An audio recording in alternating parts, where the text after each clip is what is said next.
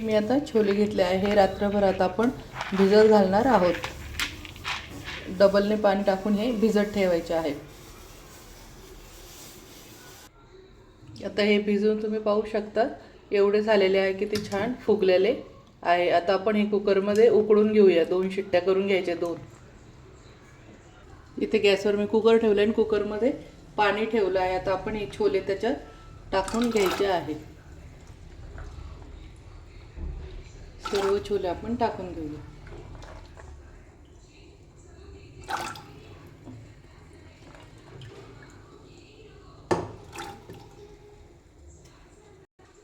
आता हे टाकले आपण. आता 2 शिट्ट्या घेऊन घेणार आहोत. कुकरला झाकण लावून आता याच्या 2 शिट्ट्या होऊ द्यायच्या आहे.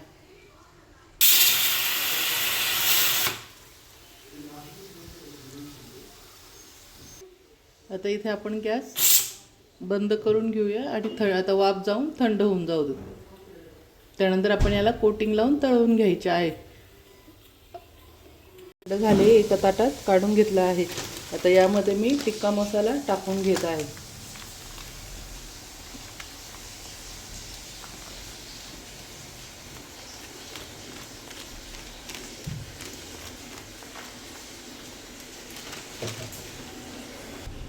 आणि भरपूर कोथिंबीर टाकून घ्यायची आहे.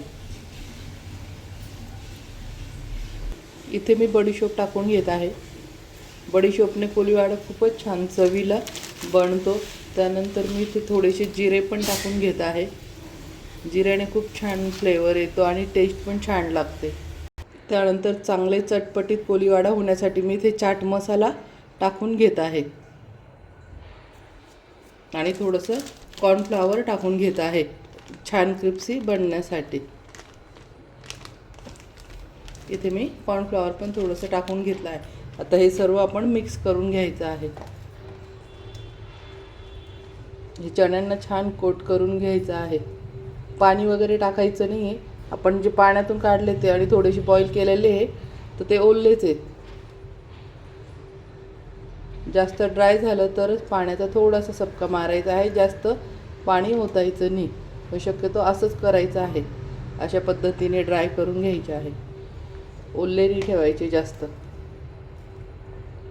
हे स्नॅक्स म्हणून खूपच छान आहे आणि मुलांना असं पण दिलं आहे खायला तर त्यांना प्रोटीन, कॅल्शियम, फायबर याच्यात छोलेंमध्ये सगळं भेटतं. आणि मुलं छोलेची भाजी वगैरे खायचं कंटाळा करतात तर त्यावेळेस त्यांना असं स्नॅक्स बनवून द्या. आणि लहान मुलांना पण असं बनवून दिलं ते खूप छान मस्त खातात. आणि हे प्रोटीनयुक्त आहे. आणि हे करून ठेवले तर हे 8 दिवस पण छान वरती राहतात. याला फ्रीजमध्ये ठेवण्याची काही गरज नाही. तुम्ही असे पण वरती एअरटाईट डब्यात 8 दिवस ठेवू शकता. ते हे झाले. आता आपण याला फ्राय करून घेऊया. आता याला फ्राय करून घ्यायचं आहे. हे अशा पद्धतीने आपण झाऱ्याने किंवा चाळणीने असे गाळून घ्यायचे आहे. म्हणजे जे आपण कोटिंग पावडर आहे जी एक्स्ट्रा असते ती खाली पडते. मी इथे पाण्याचा बिलकुल वापर केलेला नाही. बघू शकता मी झाऱ्यानेच असं बाजूला काढून घेत आहे. अशा पद्धतीने सर्व छोले आपण यातून काढून घ्यायचे आहे.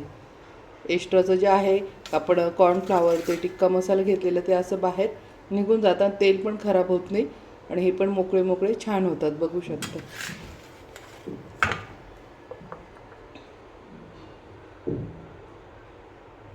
पूर्ण अशा पद्धतीने आपण आता हे गाळून घेणार आहोत. वेळ पण लागत नाही, फास्ट होतं. बघा किती छान एक एक दाण्याला कोटिंग झालेलं आहे. बघू शकता सर्व छानपैकी कोटिंग झालेलं आहे. एक पण दाणा असा मोकळा नाही. बघू शकता. हॉटेलमध्ये एवढं महाग भेटतं. आपण घरी कमी पैशामध्ये एकदम स्वस्तात मस्त रेसिपी करू शकतो आणि पोटभर पण सगळ्यांना भेटतं. हॉटेलमध्ये एवढं महाग भेटतं आणि त्यातही थोडं येतं. मग ते असं होतं हे खाणार का ते खाणार. पण घरीच बनवा. हेल्दी पण, तेल पण चांगलं, सर्व गोष्टी चांगल्या असतात आणि आपण पोटभर पण खायला भेटतं.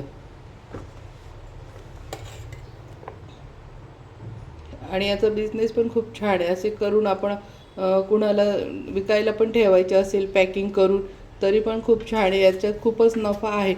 तर कसं करायचं याचा बिझनेस कोणाला जर करायचं असेल तर मला कमेंटमध्ये सांगा. मी पूर्ण माहिती देऊ शकते.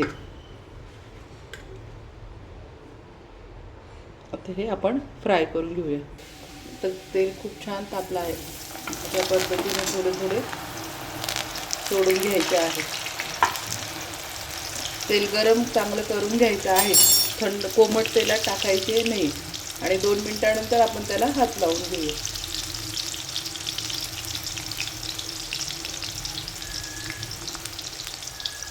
त्याचा परतून घेऊया.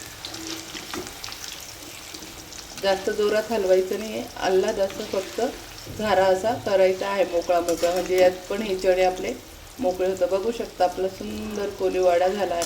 कलर पण किती छान आलेला आहे. वाटतंय ना सेम आपण मार्केटमधून हॉटेलमधून आणलेलं किंवा पॅकिंगचे जसे भेटतात कोलीवाडे, बघू शकता सेम तसेच झाले. त्यावरून पण आपल्या घरी खूप सुंदर चविष्ट बनतात.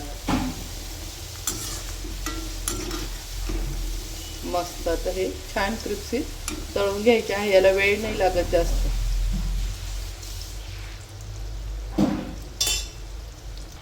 आता मस्त कोलीवाडा छान हे बघू शकता झाला आहे. आता आपण काढून घेऊया. बघू शकता किती छान कलर आलेला आहे आणि वाटतंय ना हॉटेलसारखे सेम.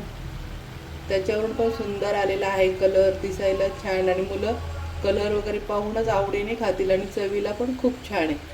जे छोले चणे खात नाही ते पण खातील. आपण आता हे सर्व काढून घ्यायचे आहे. आवाज पण बघू शकता किती छान आवाज येतोय.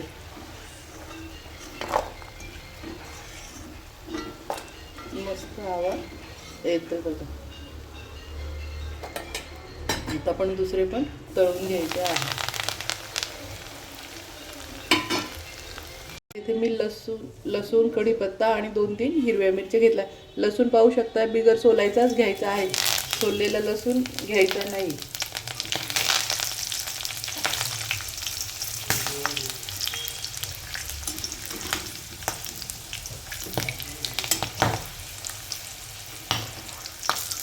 अशा पद्धतीने तळून घ्यायचं आहे.